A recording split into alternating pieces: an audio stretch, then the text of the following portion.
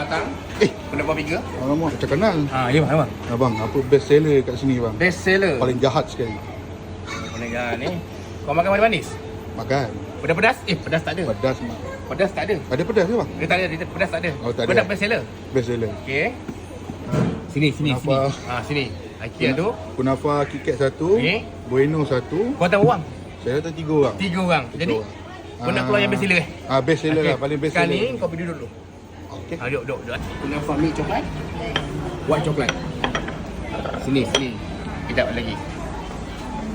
Kau pernah makan buah kurma? Ini kurma dia calut dengan coklat. Atas sini dia calut dengan coklat. Kita show finger. Okey. Kejap lagi.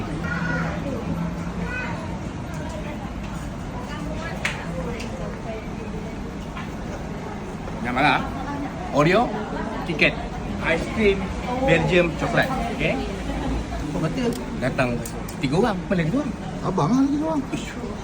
Kau dengar aku ke? Iyalah. Oh, panjang. Ni yang budak-budak BBNU gila-gila kan.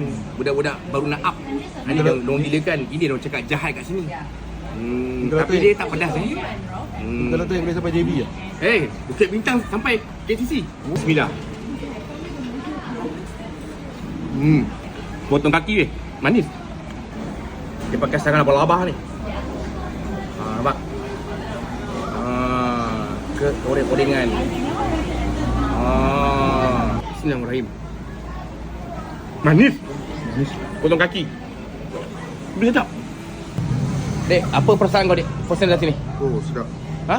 Ya. Kau belum makan lagi tau. Kau jangan buang aku Kau jangan nak gula-gulakan aku tau. Kau makan je. First time rasa. Kau jangan nak gula-gula. Okey. Mana bismillah kau? Bismillah. Oh,